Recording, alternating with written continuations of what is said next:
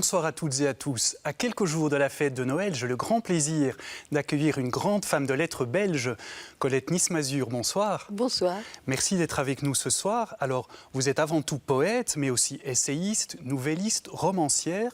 Et on peut dire que vos nombreux écrits trouvent leur inspiration dans la vie vécue à la fois dans toute sa force et toute sa fragilité, mais également dans votre foi chrétienne profonde, et on pourrait dire l'espérance qu'elle imprime, pour ainsi dire, dans votre existence. Alors, vous venez de faire paraître un livre, Prières par tous les temps, publié aux éditions Fidélité. Et justement, les prières que vous y partagez trouvent leur source dans les circonstances très concrètes de la vie quotidienne. Alors, pour vous, Colette Nys-Mazur, est-ce que ce que nous vivons de beau, de douloureux, peut être source de prière ?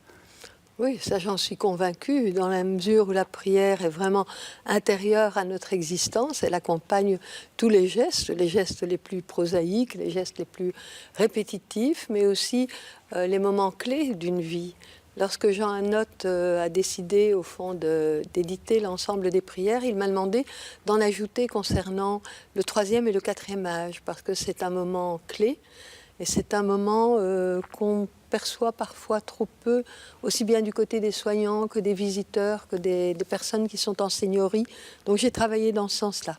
De fait, on trouve des prières de toutes sortes qui sont autant de poésie, prières avant d'allumer l'ordinateur, prières du matin, prières même en cas d'insomnie. On parle aujourd'hui beaucoup de méditation, notamment de méditation de pleine conscience. Est-ce que pour vous, la prière, c'est la même chose que la méditation ? Non, ce n'est pas la même chose. Je crois que c'est important de méditer un texte, méditer une situation, méditer autour d'un choix, mais la prière, c'est tout à fait autre chose. Quand j'étais enfant, on nous répétait, et je continue à le faire, mettons-nous en la présence de Dieu. Il y a cette prise de conscience que Dieu est au plus intime de nous-mêmes et que nous sommes souvent distraits ailleurs, pris par tant d'autres préoccupations. Donc c'est vraiment un moment de silence intérieur pour écouter la voix essentielle. Ça me donne envie de lire un petit extrait d'un poème. C'était une prière de l'aube. Petit matin à soi, dans la reprise de conscience d'être au monde, d'une présence surtout au plus intime, vers laquelle convertir un esprit ensablé de sommeil. Donc justement, cette présence de Dieu qui est partout, mais aussi en nous. Oui. Oui, mais tous les matins, je commence par lire l'évangile du jour, mais en anglais, pour ne pas être habituée. Parce que quand je le lis en français, j'ai tendance à surfer, parce que, mettons, une parabole, j'ai l'impression que je connais la parabole du semeur, tandis que dans une langue que je ne maîtrise pas bien, ça m'oblige à être très attentive. Et ensuite, il y a un temps de prière à la lumière de cette lecture-là. Et puis, je vais vers la poésie. La poésie vous aide concrètement à trouver la présence de Dieu dans votre vie ? Oui, parce que son langage est tellement économe, ses images et sa musique nous prennent par tous les sens. Et il n'y a rien dans l'esprit ni dans l'âme qui n'ait d'abord été dans les sens. Aujourd'hui, beaucoup de personnes sont en recherche de spiritualité, en quête de sens. En même temps, nos vies sont très encombrées. Comment faire pour retrouver le silence au milieu de toute cette agitation ? Je pense qu'il y a plusieurs méthodes. J'aime pas le mot recette, mais le mot méthode, c'est quand même du grec, un chemin à travers. Il y a ce calme du matin. Moi, je me lève très très tôt, donc le matin, c'est facile d'avoir un espace de silence et d'intériorité. Mais dans une foule, par exemple, je prie très très souvent dans la foule du métro, la foule du train, parce qu'il y a cet espace intérieur qu'on est tenu à maintenir tout en étant en lien avec. C'est pas se couper des autres, mais c'est être en lien subtil. Alors, quand on parle de Dieu comme présence, on pense bien sûr à Noël, que nous allons fêter dans quelques jours. Que représente Noël pour vous, Colette Nys-Mazur ? C'est une fête que j'aime beaucoup. Bon, elle est associée à l'enfance. Je sais bien que Noël est peut-être moins important que Pâques, je ne sais pas. Mais c'est quand même une fête qui est intimement liée à notre expérience d'enfance et qui nous ramène au miracle de chaque naissance. J'ai beaucoup aimé mettre au monde beaucoup d'enfants. Et je me souviens, je crois que je devais avoir 6-7 ans, j'avais été invitée chez des personnes qui venaient d'avoir un bébé. Et je suis restée, je crois, 2 heures, mais vraiment en contemplation de ce nouveauté, de ce nouveau-né, de cette conscience de quelque chose qui est là en germe, où tout est enclos dans cette petite chose fermée et tout est possible. Et que Dieu ait pris cette forme d'un nouveau-né dans des circonstances qui sont celles que vivent tant de réfugiés aujourd'hui, on n'épuise pas ce mystère de Noël. Et je trouve que ça nous invite à déployer ce que j'appelle des vertus comme la vertu d'attention.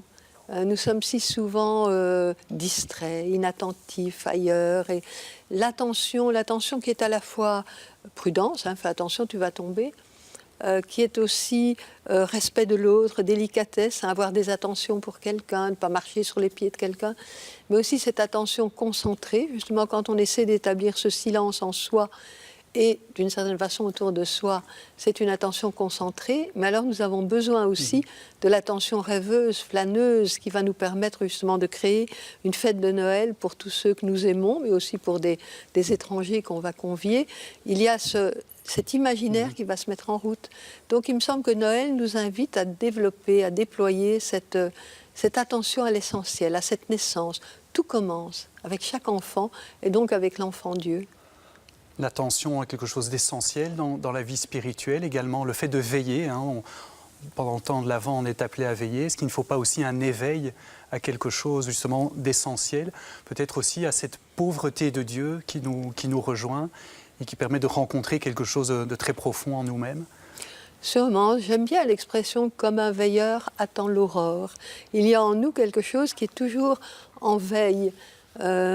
Lorsqu'on est hospitalisé, par exemple, on mesure à quel point les veilleurs et les veilleuses de nuit sont essentiels, combien ils entretiennent le courage, la force, même quand on est dans des difficultés respiratoires.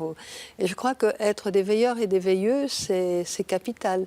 Et la fête de Noël nous invite à être des veilleurs et des veilleuses, comme le sont les moines quand ils sont à l'office de nuit. Il y a tellement de gens qui veillent la nuit. Moi, je suis souvent insomniaque et j'aime bien voir des lumières allumées chez mes voisins. Je me dis, tiens, quelqu'un est en train de travailler ou bien peut-être à mal. Il y a une sorte de communauté, de fraternité des veilleurs et veilleuses. On reconnaît, au fond, on connaît à nouveau et on remercie ceux qui sont en état de veille avec soi. Alors, en cette période, on pense effectivement, vous l'avez évoqué, spécialement aux réfugiés chez nous. C'est une réalité en débat actuellement. Comment faire pour mieux accueillir les réfugiés, les personnes en demande? Est-ce qu'on peut accueillir toutes les pauvretés? On essaie tout, c'est pas possible, on n'est jamais exhaustif, mais il y a tant de gestes simples à la portée de tous, avec les difficultés que ça suppose. C'est la 3e année où nous allons accueillir des réfugiés soudanais. Ça veut dire qu'il faut modifier le repas, il faut tenir compte pour des musulmans. Enfin, ce sont des petits détails, mais ça veut dire que l'attention va se déployer pour que ce soit la fête pour chacun. Alors, pour terminer cette émission, Colette Nismazur, vous avez souhaité que nous lisions un de vos poèmes. Nous allons le faire et je vais essayer d'y participer à ma mesure. Alors, c'est un poème que j'ai dédié à Marie-Noël, qui pour moi est une poète majeure du XXe siècle. Et elle aime beaucoup les poèmes dialogués. Donc ici, c'est un dialogue entre la créature et Dieu. La créature pose des questions à Dieu. Et justement, c'est prière au pied de l'enfant. C'est ce qu'on dépose au pied de la crèche, au fond. Ce poids de regret, ces rancunes, ce fardeau, cet arroi trop écrasant sur mes épaules ployées, où le déposerai-je, Seigneur? Au pied du petit tout nu, il s'en vêtira, tes mots deviendront lumière. Ces désirs inexaucés, fougueux souhaits, cris de faim, le vide en moi, si féroce, si mordant, comment m'en déferai-je, Seigneur? Entre les doigts rieurs de l'enfant, il les apaisera avant de te les rendre. Cet amour dénié, dont personne n'a loué l'offrande, ces soins inutiles, ces bagages hors voyage, à qui les remettre, Seigneur? À sa mère, à Marie, elle connaît tant de ventres creux, leur en fera présent tout chaud. Et ma vie, à son terme, mon corps raide et noueux, tatoué de cicatrices, carcasse pour la voirie. Qu'en ferais-je, Seigneur ? Colette Nice-Mazur, merci beaucoup. Nous arrivons au terme de cette émission. C'est rare de pouvoir lire de la poésie à la télévision. Merci de nous en avoir donné l'occasion. Merci d'avoir été avec nous. Chers amis, merci à toutes et à tous pour votre présence et à très bientôt pour une prochaine émission.